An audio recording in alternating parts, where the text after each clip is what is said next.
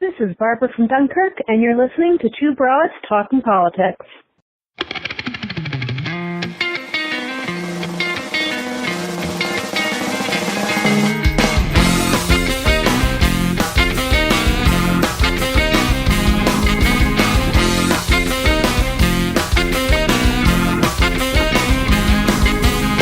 Are you listening?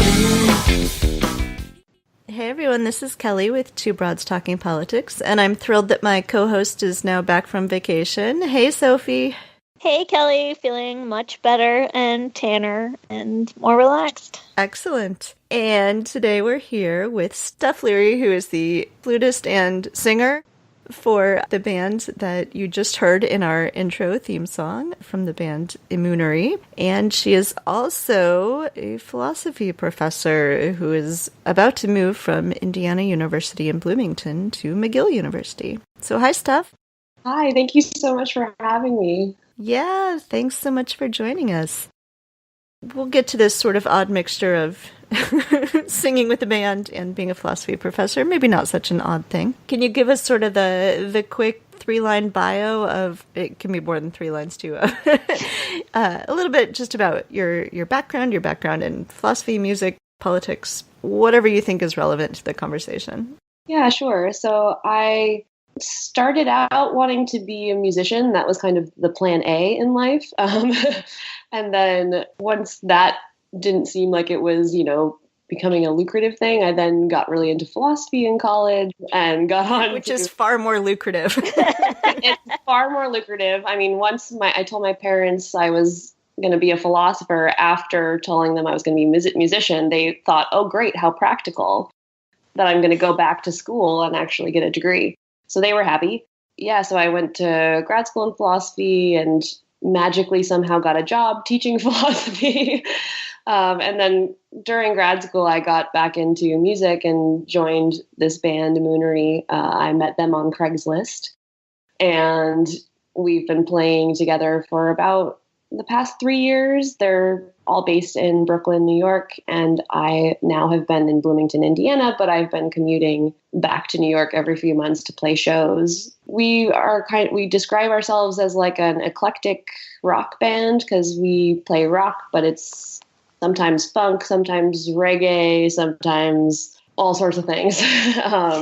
We do definitely have kind of a political slant to some of our music, not all of it, but it's definitely my, feminist angst comes out in a song from now and again. And we do all kind of care about politics and think that there is like a important connection between music and politics. And so that's kind of what we strive to do. So, fun fact, I also met my husband on Craigslist. Oh, really? So all good things come from Craigslist.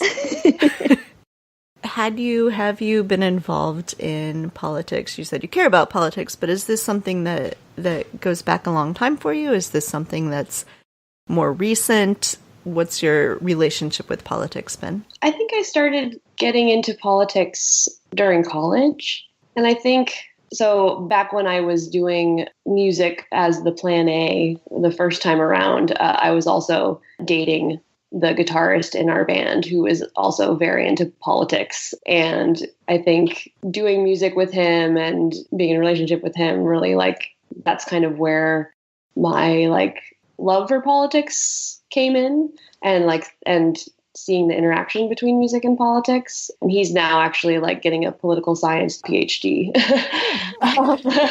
So that's kind of where my interest started, but it's maintained, since we broke up and since that band dissolved. I don't do any kind of political philosophy, so I don't consider myself an expert in politics by any means, but I'm a news junkie and somebody who's just usually aware of what's going on and concerned. And yeah, so that's pretty much the extent of it. I'm more just into politics as just an average person is into politics. So even though I have told our listeners that they should all listen to your music, it's possible that other than the little snippet we have at the beginning of our episodes, they haven't heard very much. So could we talk specifically about the 2 songs that you guys have done the lyric videos for? Could you talk a little bit about Over the Line, just kind of where that came from and what that's about? So Over the Line is actually inspired by the Women's March. I didn't get to go to the one in DC, but I did go to the one in Indianapolis, which is close to where I live in Bloomington. And I found just going to that march to be really inspiring. I think I, like a lot of women, were very upset about the election of Donald Trump. And I thought it was a very like cathartic experience to like go out into the streets with a bunch of other women who were equally upset and just kind of like stand together and just like, you know, express what we were all feeling the night that happened. Let's take a vote. Many of us want you to go. Wait, it's too hot to count them all. When we're stampeding across your line, don't tell me what to do with the body I own.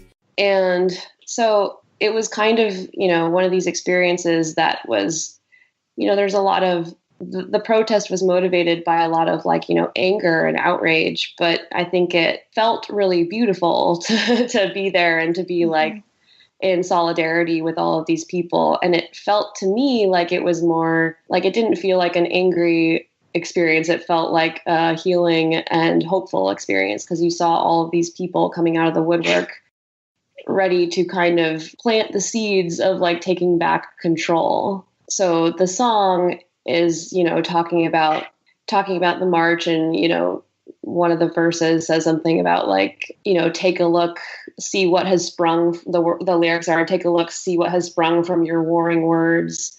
You're just the fertilizer. So it's like talking about, you know, like there's this like ugly event that happened that all of us are really upset about, but it's like creating something new and beautiful. And there's definitely something like taking root, and it's going, you know, it felt hopeful, like that change was going to come in the future and that we were going to like take things back. Now take a look, see what has sprung from your warring words. Oh, isn't it so beautiful? You're the fertilizer, Lord, didn't you know? So the song is about this, you know, political event, but, you know, it's trying to be hopeful and it's very upbeat. That's kind of a running theme sometimes with our music, is we've been toying with the idea of, we want to create a genre of music called dance riot. So it's like songs that you can play at a protest and dance to.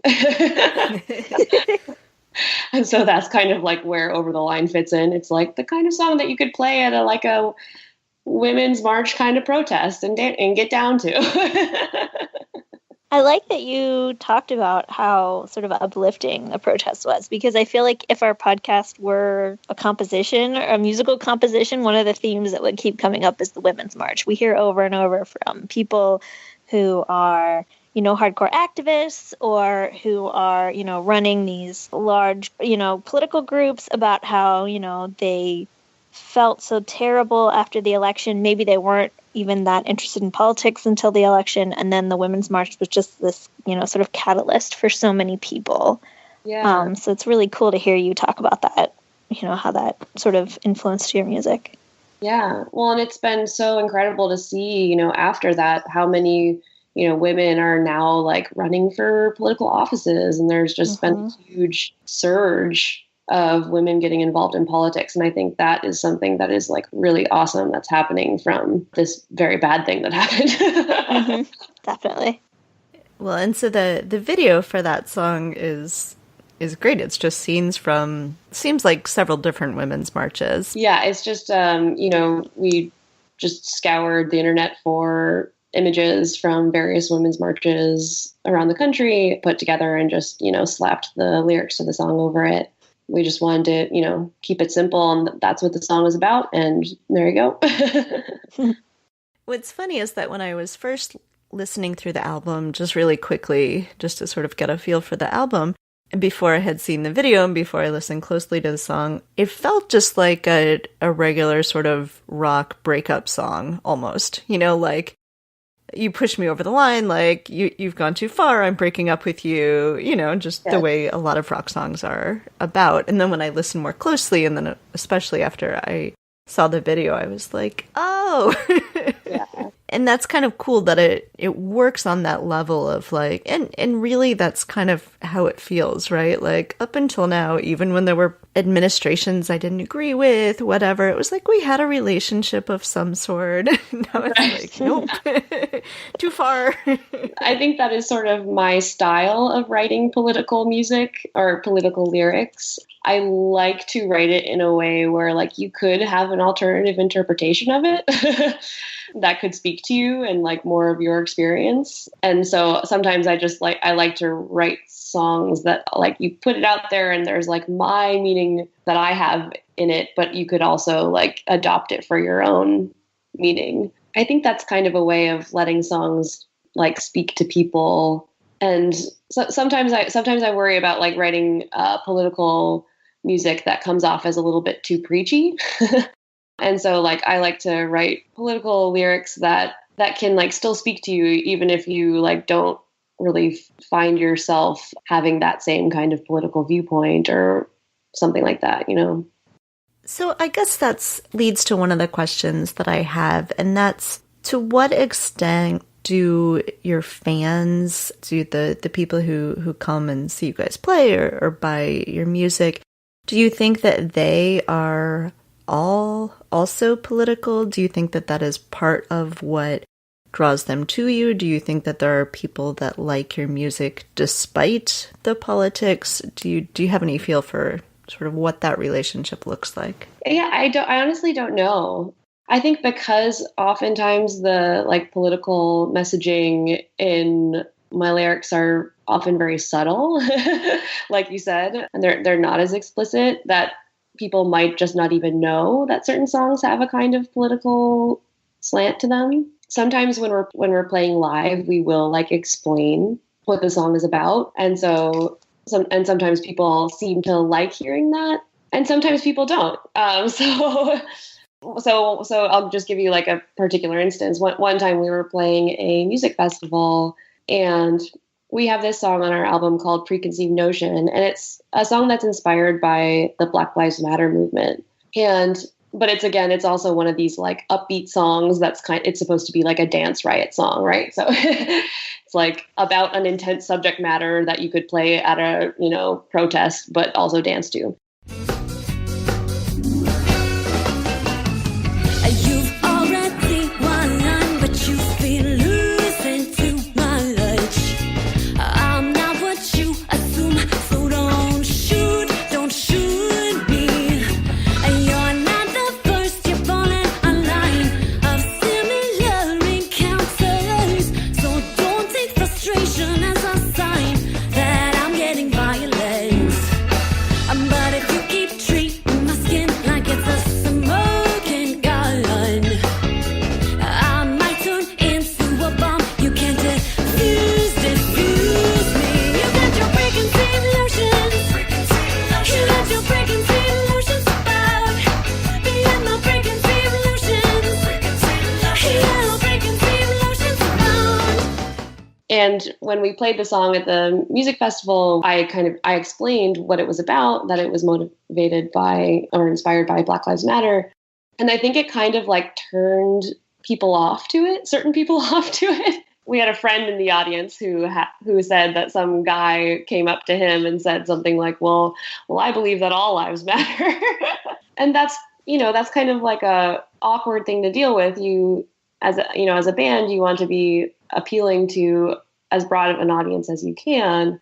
You don't want to like alienate anybody, but at the same time, I like sharing what our music is about, and I want people to understand what it is about, and I want them to hopefully appreciate it for what it is. But it can be like hard to navigate sometimes of how explicit you should be about your kind of like political slant in your music, because you will end up alienating some people. And the other song that you guys have done a video for is the one that we use a brief snippet of at the beginning of our episodes, and that is Are You Listening? So that's not necessarily political per se, but it's very much sort of the moment. So could you talk a little bit about, I think everyone should go watch the video, and we'll put a link